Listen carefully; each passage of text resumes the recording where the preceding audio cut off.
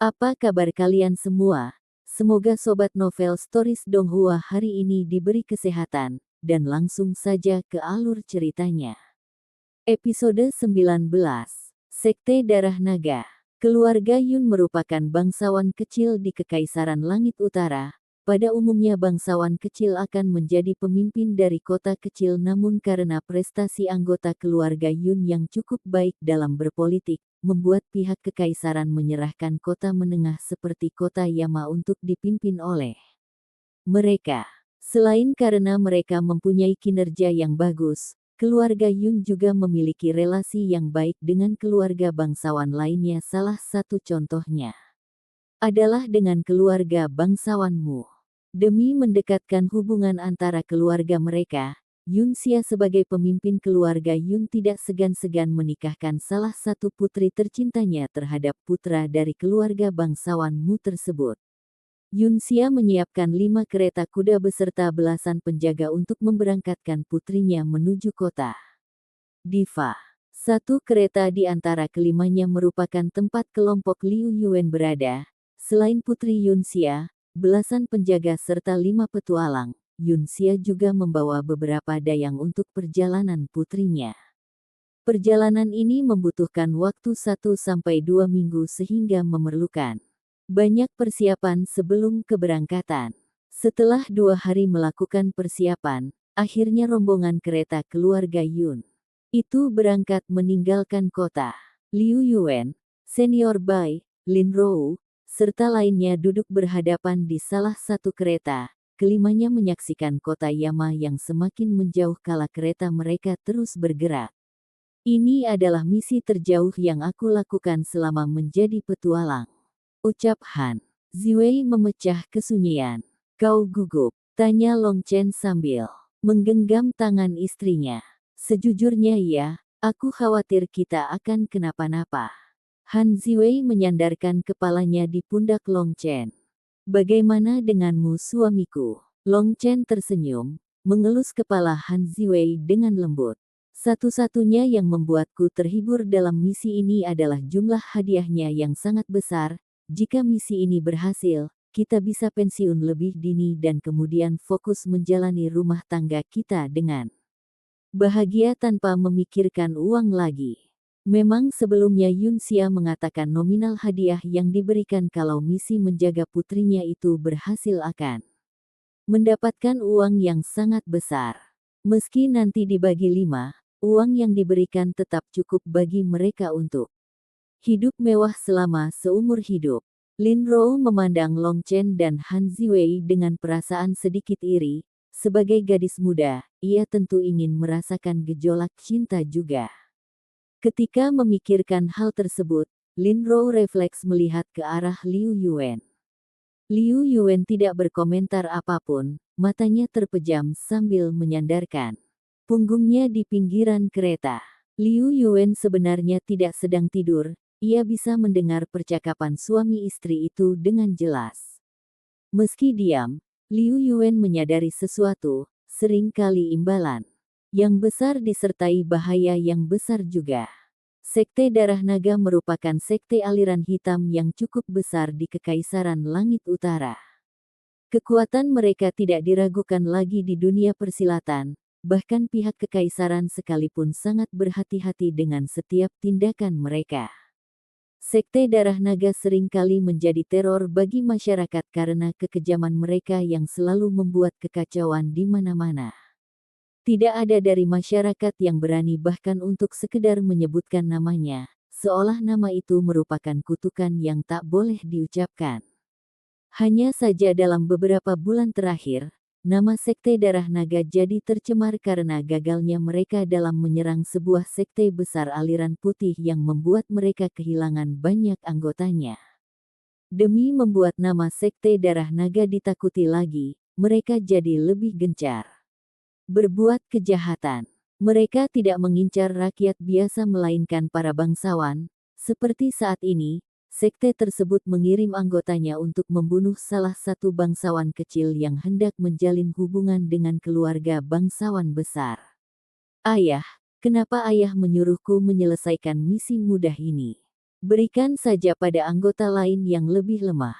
Dariku, seorang gadis baru saja memasuki ruangan dari pemimpin Sekte Darah Naga. Jika itu orang lain mungkin kepala mereka sudah terpisah dari tempatnya karena perkataannya yang lancang, namun gadis itu merupakan pengecualian karena ia merupakan anak dari pemimpin sekte. Lan Sisi, pengalamanmu terlalu kurang untuk mengetahui dunia kultivator sesungguhnya. Jika kau ingin ayah memberikan misi yang lebih sulit, buktikan bahwa kamu bisa menyelesaikan misi ini dengan benar, kata pemimpin sekte tersebut. Aku sudah membaca laporannya. Menurutku anggota-anggota sekte yang lain bisa melakukannya dengan mudah. Jangan aku. Gadis yang dipanggil Lan Sisi itu tetap saja menolak. Pemimpin sekte itu menghela nafas. Sebagai seorang ayah dari gadis tersebut, terkadang dirinya memang terlalu memanjakan putrinya. Sekarang jelaskan, kenapa kau menolak misi ini? Ayah sendiri tahu kalau aku adalah kultivator berbakat, dilatih langsung oleh ayah yang merupakan 20 jagoan terkuat di kekaisaran ini. Seharusnya aku mendapatkan misi yang lebih besar. Ayah menolak, kemampuanmu memang tinggi Sier, tapi pengalaman bertarungmu masih kurang. Jika kamu ingin menjadi kultivator kuat, kau harus berlatih di yang paling dasar dulu. Untuk sekarang tugasmu adalah melenyapkan salah putri dari bangsawan kecil ini. Lan Sisi hendak protes namun keputusan ayahnya sudah bulat. Dengan sedikit menggerutu, Lan Sisi keluar dari ruangan. Apa-apaan ayah itu? Apa dia pikir aku lemah? Gerutu Lan Sisi. Nona, apa yang dikatakan pemimpin sekte memang benar. Tidak sepatutnya kultivator muda seperti Anda langsung menyelesaikan misi yang sulit. Seorang anggota sekte yang selalu menjaga Lan Sisi memberi nasihat, tapi kemampuanku juga sudah sangat tinggi. Senior juga sudah melihat bagaimana kekuatanku, bukan? Lan Sisi merasa tidak terima. Kemampuan tanpa pengalaman bertarung sesungguhnya masih belum cukup sebagai seorang kultivator. Pemimpin sekte hanya ingin Nona berkembang secara bertahap. Lan Sisi mendengus kesal. Sudahlah, tidak perlu dibahas lagi. Sekarang bawa sebanyak mungkin anggota lain, kita akhiri misi sampah ini dengan cepat. Anggota sekte yang menjaga gadis itu tersenyum canggung dengan putri pemimpin sekte mereka. Meski berbakat, terkadang sifatnya gegabah dan cenderung emosional. Anggota sekte penjaga gadis itu harus akui Lan Sisi memang sangat berbakat.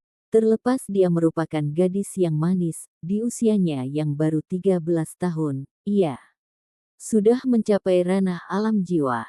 Di dunia kultivator, bakat seperti gadis itu terbilang sangat langka.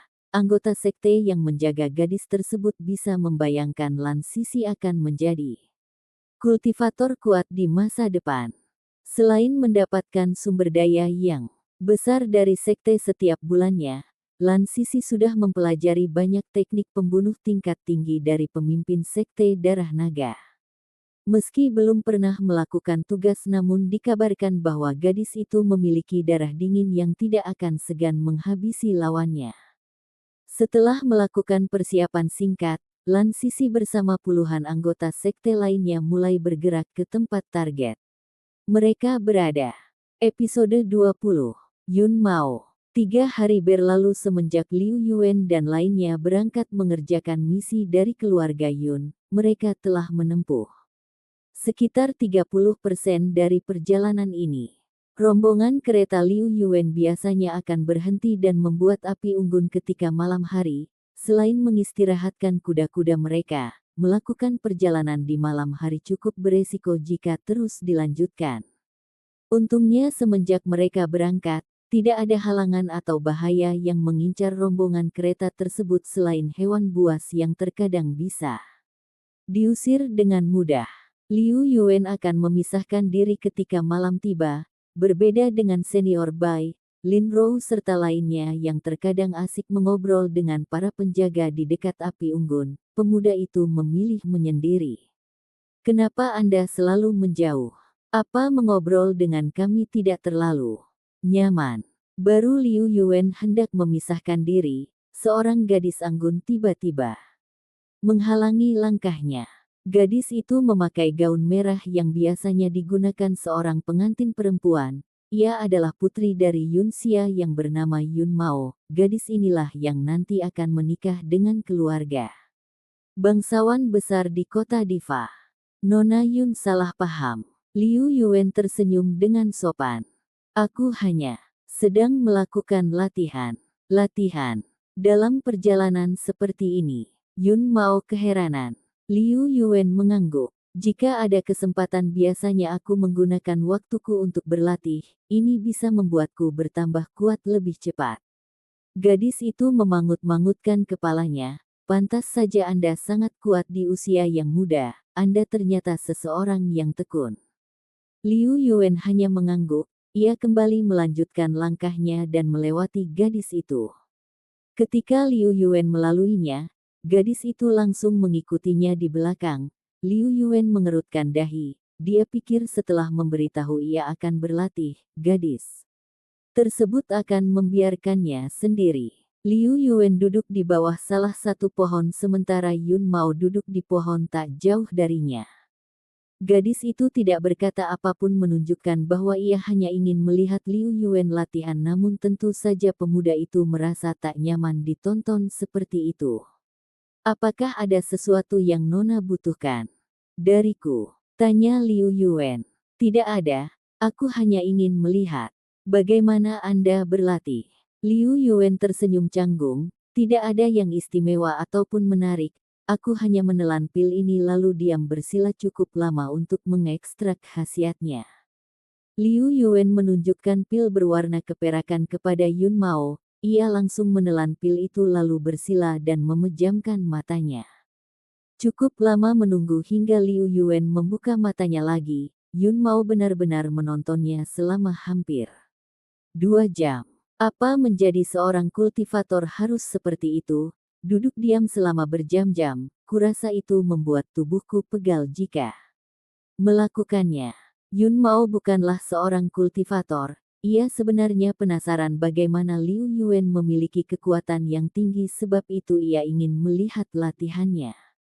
Jika Nona yang berlatih maka waktu 2 jam akan terasa sebentar karena konsentrasi Nona Yun akan terfokus pada satu hal. Seperti kondisiku sekarang, perhatianku terfokus untuk menyerap pil yang aku konsumsi tadi. Liu Yuan sadar gadis itu ingin mengetahui banyak hal tentang kultivator. Begitu ya, kalau begitu bisakah Anda? Yun Mao belum selesai mengucapkan kalimatnya saat salah satu penjaga mendatangi keduanya. Maaf Nona, hari sudah larut, sebaiknya Anda beristirahat. Ucap penjaga itu yang merupakan kepala penjaga di keluarga Yun. Yun Mao menghela nafas sebelum tersenyum dengan tipis. Ia kemudian berpamitan pada Liu Yuan lalu masuk ke dalam kereta untuk beristirahat. Liu Yuan memandang cukup lama kereta yang dimasuki Yun Mao. Ia menggelengkan kepalanya pelan ketika gadis itu mengingatkannya pada masa-masa ia kecil dulu. Liu Yuan kemudian melanjutkan latihannya hingga matahari terbit. Setelah sarapan rombongan kereta mereka kembali melanjutkan perjalanan. Suara gemuruh apa ini? Yun Mao membuka jendela depan keretanya yang terhubung ke sang kusir. Air terjun Nona, tidak jauh dari sini ada air terjun besar, kata sang kusir. Yun Mao merasa antusias, ia kemudian meminta kusir itu menghentikan keretanya. Maaf Nona, hari masih terang, kita masih bisa melanjutkan perjalanan sebelum gelap. Tidak apa, kita istirahat lebih cepat hari ini. Aku ingin melihat pemandangan air terjun itu. Kusir itu mengangguk, tidak berani menolak permintaan majikannya. Meski matahari tinggal 1 jam lagi untuk terbenam, hari itu rombongan kereta mereka berhenti sebelum waktunya. Para penjaga melakukan pemeriksaan di tempat itu terlebih dahulu khawatir ada hewan buas atau sejenisnya yang membahayakan. Liu Yuan, senior Bai, dan lainnya turun dari kereta. Hal pertama yang menarik perhatian mereka ketika keluar adalah suara gemuruh dari air terjun. Ada air terjun. Han Ziwei cukup bereaksi. Iya, Dulu aku pernah ke sini, sekitar 400 meter dari titik ini, ada air terjun yang indah dari bukit sana. Tunjuk senior Bai pada salah satu arah. Wah, kalau begitu kita bisa pergi ke sana. Senior Bai dengan cepat menolaknya. Tidak, kita sedang melakukan misi, prioritas utama kita adalah keselamatan. Nona Yun. Han Ziwei merasa kecewa tapi tidak bisa berbuat banyak. Lin Rou yang ingin berkata serupa langsung mengurungkan niatnya. Segera, di sisi yang berbeda, Yun Mao tengah berbicara dengan kepala pengawal tentang air terjun tersebut. Aku akan pergi ke air terjun sebentar, bisakah kalian membawaku ke sana? Maaf Nona, demi keselamatan Anda sebaiknya Nona tidak pergi ke sana. Kami tidak bisa mengawalmu dan menjaga kereta kita dalam waktu bersamaan. Jelas. Kepala penjaga. Jika ingin pergi ke air terjun itu, kereta tidak bisa dibawa karena kondisi jalannya yang tidak memungkinkan sehingga satu-satu cara pergi ke air terjun tersebut, yaitu dengan berjalan kaki. Kepala penjaga berpikir objektif. Jika ia mengerahkan sebagian penjaganya untuk mengawal gadis itu ke air terjun maka kereta mereka akan dijaga oleh beberapa orang sementara di dalam kereta ada banyak barang berharga yang dibawa. Aku tidak akan lama ke sana, sekitar 10 menit aku langsung kembali. Yun Mao mencoba membujuk. Kepala penjaga itu tetap menolaknya.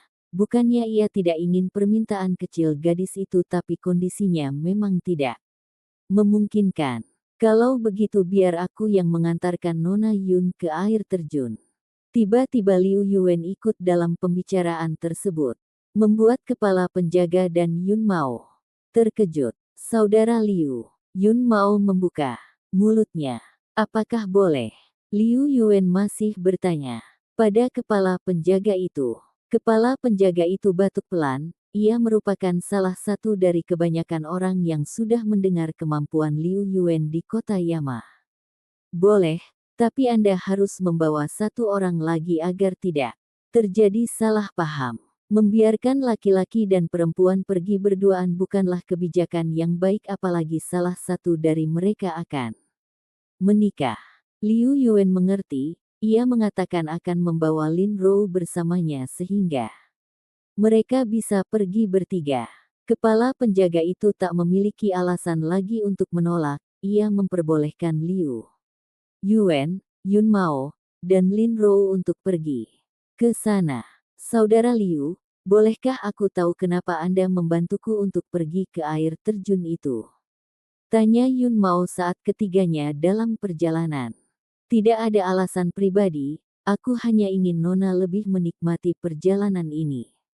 Jawab Liu Yuan sambil tersenyum hangat. Episode 21. Serangan malam. Liu Yuan tidak bisa mengatakan alasan sebenarnya kalau ia membantu gadis itu karena ada kemiripan antara Yun Mao dan dirinya di masa lalu. Setelah berjalan santai setengah jam, ketiganya kemudian tiba di air terjun yang dimaksud. Sebuah air terjun yang tercipta secara alami oleh alam dari sebuah tebing bukit. Tidak hanya Yun Mao, Lin Ruo juga ikut terpana dengan pemandangan air terjun tersebut. Aku baru pertama kali melihat air terjun di sepanjang hidupku. Yun Mao sampai enggan berkedip untuk memandangi keindahan alam di depan matanya. Dulu aku hanya melihatnya di lukisan-lukisan, memandang dan melihatnya secara langsung jelas dua hal yang berbeda. Liu Yuan tidak berkomentar apapun. Namun sebenarnya ia mengerti maksud perkataan Yun Mao. Liu Yuan menebak Yun Mao adalah gadis yang mendapatkan pelatihan keras menjadi seorang bangsawan teladan semenjak kecil sehingga membuat hidupnya tidak bebas seperti manusia kebanyakan. Jangankan untuk bebas seperti manusia normal, Yun Mao bahkan dilarang berpergian kecuali atas izin keluarganya. Itu pun ia harus bersama para penjaga. Sebagai seorang bangsawan besar di kehidupannya pertamanya, Liu Yuan mengerti benar perasaan Yun Mao sesungguhnya karena ia juga diperlukan. Demikian saat masih kecil. Pemandangan air terjun seperti ini bisa menjadi hiburan bagi Yun Mao. di masa depan setelah menikah nanti, gadis itu akan kesulitan mendapatkan waktu di alam luar seperti sekarang. Liu Yuan membiarkan Yun Mao menikmati air terjun itu selama beberapa jam. Ketika malam tiba, keindahan air terjun itu tidak tertutupi oleh gelapnya malam melainkan semakin indah karena ia bisa bercahaya. Dalam gelap, saudara Liu, kenapa air terjunnya bisa bercahaya seperti ini? Lin Rou ikut takjub, meski ia pernah melihat air terjun beberapa kali dalam hidupnya namun baru pertama kali gadis itu melihat ada air terjun yang bersinar. Sebagian besar tebing bukit ini mengandung fosfor, sesuatu yang bisa menyerap cahaya matahari ketika siang dan menyalakannya kembali ketika malam hari tiba. Jelas Liu Yuan. Liu Yuan pernah melihat kejadian serupa di kehidupan pertamanya, jadi ia tidak ikut terkejut ketika menyaksikan fenomena tersebut. Liu Yuan ingin membiarkan Yun Mao menikmati waktunya lebih lama namun tiba-tiba ia merasa hawa keberadaan seseorang dari jauh. Nona Yun, Nona Lin, segera berdiri. Di belakangku, perintah Liu Yuan. Ada apa saudara Liu? Jika itu hewan buas atau sejenisnya, aku bisa mengatasinya. Balas Lin Rou dengan santai. Liu Yuan menggeleng, tidak, ini lebih berbahaya dari itu. Ada sekitar 8 orang yang bergerak ke sini dan memancarkan nafsu membunuh yang kuat. Raut wajah Lin Rou menjadi serius. Ia sadar tidak ada alasan bagi Liu Yuan untuk berbohong mengenai situasi ini. Di sisi lain ekspresi Yun Mao menjadi tegang. Ini pertama kalinya gadis itu mengalami situasi yang bisa membahayakan nyawanya.